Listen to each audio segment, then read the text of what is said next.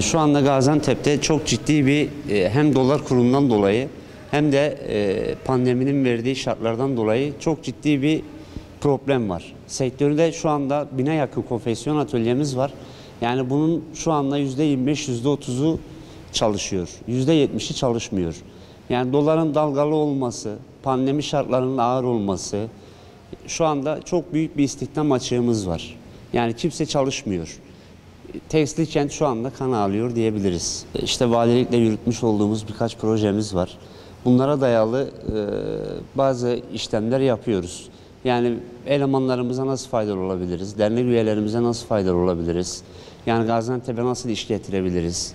Yani bunların hep projelerini yapıyoruz, çalışmalarını yapıyoruz ama lakin şu anda gerçekten sektörümüz çok kötü bir durumda. Yani kimse çalışmıyor. Dövizin bu kadar dalgalı olması, pandemi şartlarının gitgide ağırlaşması tabii ki sektöre çok büyük zararı var. Şu anda çalışılmıyor yani. Yaklaşık 3 aydır bu durumdayız. 3 aydır çalışma şartlarımız çok düşük. Yani istihdam verilen böyle atölyelerimiz, Ramazan ustamızın atölyesi gibi 3 aydır boş yani. Yani her atölyede en az bizde 15-20 eleman çalışıyor. Yani 80-90 eleman çalıştıran atölyelerimiz de var. Bu atölyelerin %70'i şu anda çalışmıyor. Yani işçiler de geziyor, kendi şartlarından geçimlerini sağlamaya çalışıyorlar.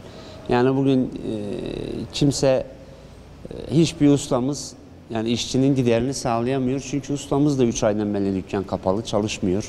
Yani ondan dolayı işçiler kendi şartlarınca geçinmeye çalışıyorlar. Yani şu anda yaklaşık her atölyede 15 kişi çalıştığını düşünsek, yani şu anda 7-8 bin kişi, 10 bin kişi işsiz yani.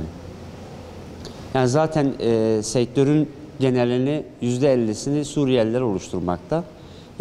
Yani şu anda da en az bir 10 bin istihdam sağlayan işçimiz geziyor yani. Bizim sektörümüz bu alana, bu kapsama girmedi. Alan üyelerimiz var, alan arkadaşlarımız var ama nadir yani. Sektörün %3'ü, %4'ü gibi. Çok nadir alanlar var yani. Sektördeki dalgalanmayı biz düzelmesini istiyoruz. Ve bizde çok kaçak var, çok merdiven altı var.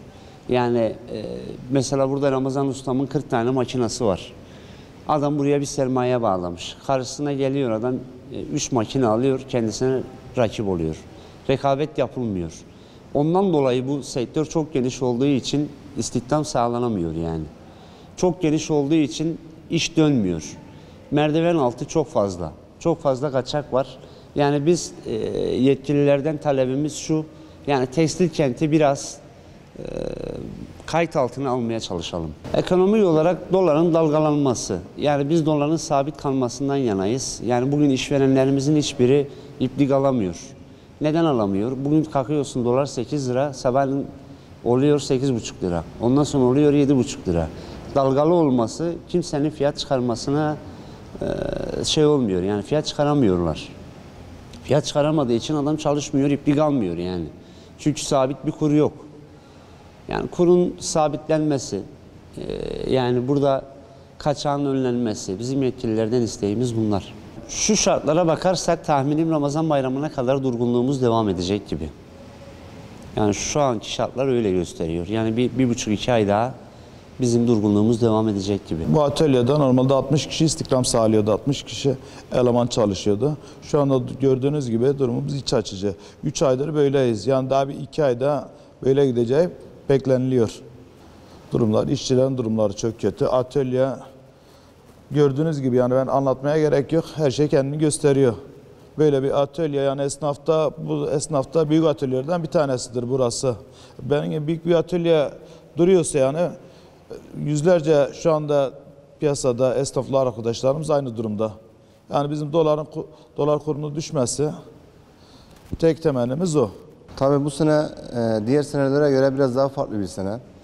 Bunun en büyük sebebi ham maddenin olmaması ve ham maddenin olmamasının yanı sıra her sene diyelim %10, %15 gibi bir zam uygulanırken bu sene %120'ye kadar ham maddenin fiyatları arttı. Bu da tabii ki bizim imalatçılarımızı zor durumda bıraktılar.